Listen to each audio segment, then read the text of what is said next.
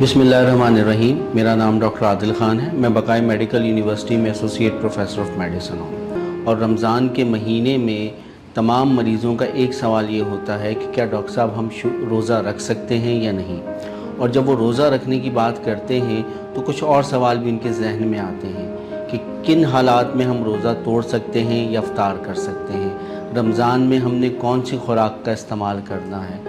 और जिस तरह शुगर के मरीज़ों को वर्जिश का कहा जाता है, तो क्या हमें रमज़ान में भी उसी तरह वर्जिश करनी है या नहीं करनी। इन्हीं तमाम बातों के जवाब मैं कोशिश करूंगा कि आज की इस वीडियो में आपको दे दिया जाए। देखिए, उमूमन जो शुगर होती है लोगों को, उसको टाइप 2 डायबिटीज़ कहा जाता है और ये तमाम मरीज़ रोज़ा बिल्कुल रख सकते हैं। ताहम इनके लिए लाजिम है कि ये रमज़ान शुरू होने से तकरीबन 1 माह पहले डॉक्टर से मशवरा कर लें ताकि उनके शुगर के टारगेट्स के बारे में डिसाइड किया जा सके। बाकायदा इस पर फतवा है उलमा का और तमाम मकातब फ़िक्र इस पर मुत्तफ़िक हैं कि शुगर चेक करने से, ग्लूकोमीटर से शुगर चेक करने से रोज़े पे कोई असर नहीं पड़ता। और रोज़े में जिस वक्त आपकी तबीयत ख़राब हो आप शुगर चेक करें, और अगर आपकी शुगर 70 से कम या 300 से ज़्यादा हो तो इस पर भी उलमा का इत्तेफाक है कि फिर आप रोज़ा तोड़ सकते हैं, क्योंकि इससे आपकी ज़िंदगी को ख़तरा लाहक हो सकता है।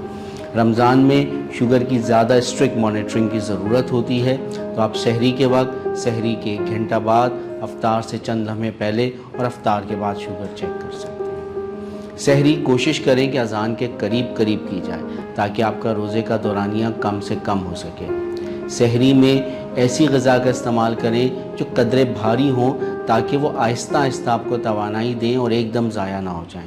मिसाल के तौर पे रोटी में अगर आप हल्का सा तेल या घी लगा लें तो वो रोटी आपको ज़्यादा एनर्जी प्रोवाइड करेगी। सहरी में इसके अलावा आप दूध का 1 गिलास भी पी सकते हैं। कोई रूटीन का सालन भी आप इस्तेमाल कर लें। जब अफ्तार का मौका आए तो आप रमज़ान के दिनों में, ये सारा दिन आप भूखे रहे हैं, तो आप 1 या 2 खजूरों से रोज़ा अफ्तार कर सकते हैं। अफ्तार में आप चने का 1 प्याला भी इस्तेमाल कर सकते हैं, फ्रूट्स का इस्तेमाल भी कर सकते हैं। इसके अलावा अगर शुगर फ्री शरबत का 1 गिलास ले लिया जाए तो उसमें भी कोई कबाहत नहीं है। वर्जिश की जाए या ना की जाए, तो देखिए रमज़ान के दिनों में जो आप तरावी पढ़ेंगे तो उसी को वर्जिश में शुमार किया जाएगा। और वो जो मरीज़ तरावी पढ़ते हैं उन्हें मज़ीद वर्जिश की ज़रूरत नहीं रहती है। अलबत्ता जब तरावी पढ़ रहे हों तो अपनी जेब में कोई मीठी चीज़ रखिए ताकि अगर आपका शुगर लेवल डाउन होने लगे, आपकी तबीयत ख़राब होने लगे, तो ऐसी सूरत में वो ले सकें। साथ में पानी की 1 बोतल भी रखें ताकि जैसे जैसे अगर आपको प्यास लगे तो आप अपने जिस्म में पानी की कमी को पूरा कर सकें।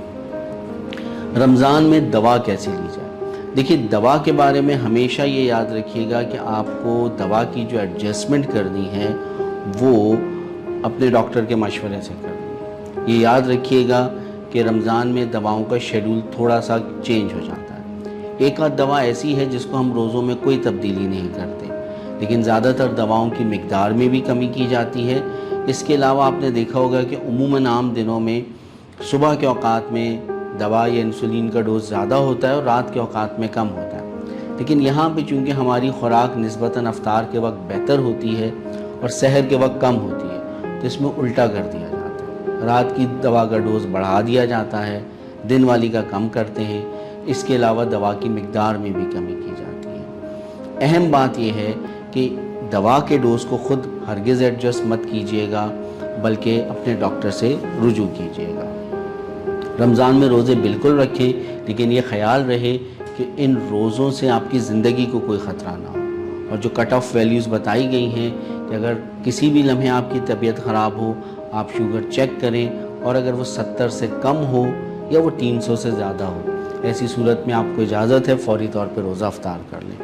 इसके अलावा अगर सहर करने के 1 घंटे बाद, यानी इब्तदाई दिन टाइम पे ही आपकी शुगर 100 से कम हो, तब भी आप रोज़ा अफ्तार कर लें। कि जब शुरू ही में आपकी शुगर कम है तो जैसे जैसे दिन गुजरेगा आपकी शुगर मज़ीद कम होगी और आपको ख़तरात लाहक हो सकते हैं। शुक्रिया।